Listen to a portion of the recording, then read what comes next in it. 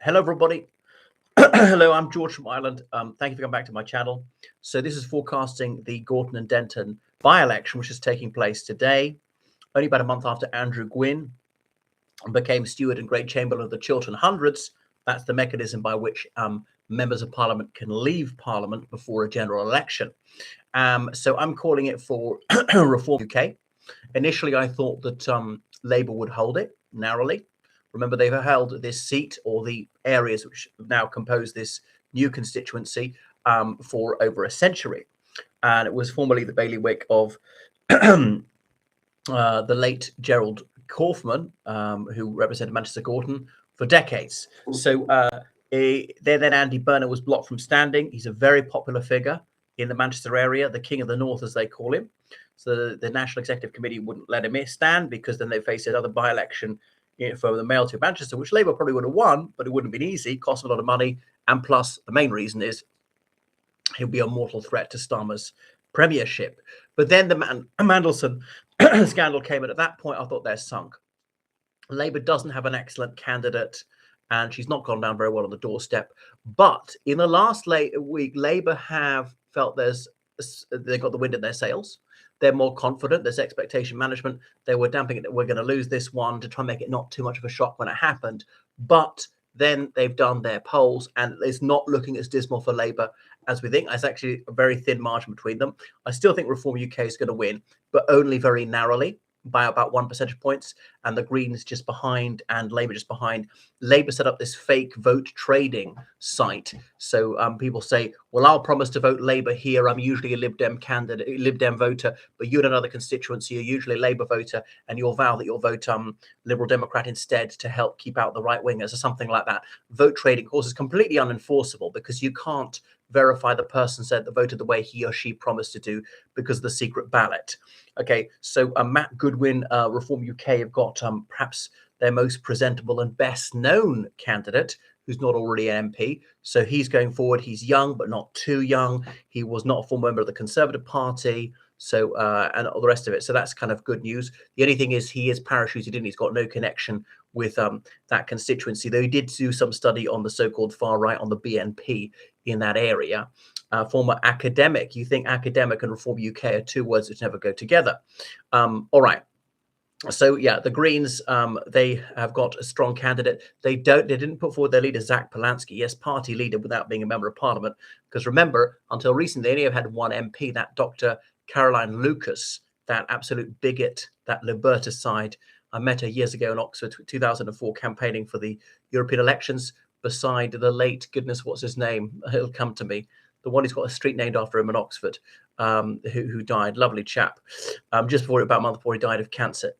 Anyway, so they have got 4 MPs now, hoping to get a 5th. So I think they'll be the runners-up, and Labour come last. Remember, Labour always struggles with turnout. The polls consistently overrate Labour, and likewise underrate Reform UK, but not by much, which is why I think Reform UK will edge it.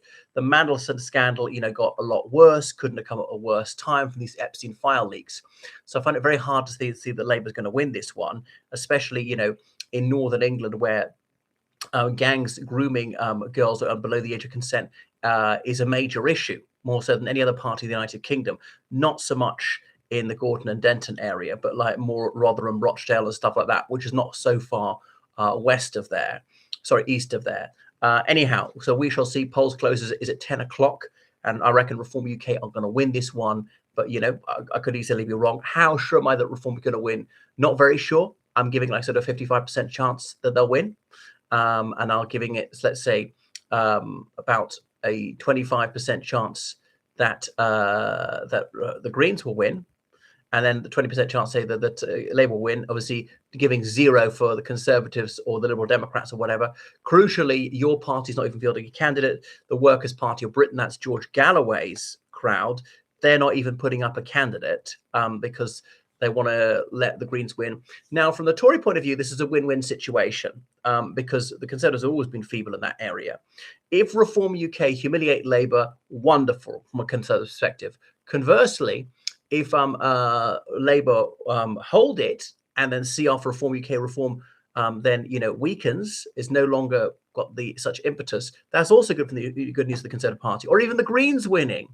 Because then Labour has to pitch more to the loony left to try and so there's actually no bad outcome from the Conservatives, and nobody thinks the Conservatives got a snowball and hell chance up there. Got about 5% of the vote last time, lose its deposit this time. The Liberal Democrats likewise very feeble, not much of a presence. Sir Keir Starmer went to campaign there recently, partly because Labour thought actually we are in this fight. Is not a forlorn hope like we thought it was. There was a convention by which prime ministers don't campaign in by-elections. That's not a law. Now, Blair campaigned in the Eddisbury by-election when Sir Alistair Goodlad, a Conservative MP, entered the Chiltern Hunt as a Gothenby High Commission to Australia in 1999. The Conservatives narrowly held it, but it was a close run thing. It was actually frightening for the Conservatives. What should have been a safe seat for the Tories, only won by 500 votes. So Sir Keir Starmer, if he'd gone all out for it, maybe Labour would have won. But the thing is, he didn't want to be too associated with the defeat if it is. And as I say, if Labour's going to lose, it's not going to be by a huge margin. But, remember, they won by over 50% of the vote last time. And to win an absolute majority is unusual. Because remember, people usually win by pluralities. Let's say there are 3 parties in England of any significance. And if you divide the vote equally between them, they get 33% each. But okay, in Labour's fairly strong, they'll win 40% or something like that. And then the Conservatives win like 30% and the Lib Dems 25% and the remainder for the minor parties. But to win over 50% that was very safe Labour territory, winning by a double-digit margin. Remember, if you win by over 10 percentage points, that's considered a safe seat. If you win by over 20 percentage points, that's an ultra-safe Labour seat. So it'd be very embarrassing for Labour to lose this, a government losing such a safe seat, only a year and a half into their government. But surprisingly, nobody's talking about Starmer resigning in the immediate future. Like 2 weeks ago, it looked like he may well resign that day, but he'll probably struggle on to the local elections 10 weeks today. Remember, those are Scottish Holyrood elections, which Labour really is sunk. A year ago, it looked like Labour were going to win them. Even a couple of months ago, it looked like Labour would lose, but not by too much, but is going to be crushed. Likewise, the Scottish Conservative Unionist Party looking like it to perform very poorly indeed in North Britain on Thursday, the 7th of May. And the SNP sitting pretty, talking about another referendum on breaking up the UK. Reform UK look like going to have a serious presence north of Hadrian's Wall. The Welsh Senedd elections, and looks like Labour's going to lose in Wales for the first time in a century. Now, I know that's not directly Starmer's fault because, of course, it's not Westminster issues, but people don't compartmentalise. Some people in Wales will be voting on the basis of Westminster things like foreign policy, what happens in Gaza, or they don't like the UK being outside the European Union, or things like that. So Wales does its own thing, remember, on the education, the National Health Service, and a lot of issues, and on criminal law. Anyway, thanks for watching my channel. Make sure you subscribe on Patreon, PayPal, georgecallahan79@gmail.com. Toodle pip.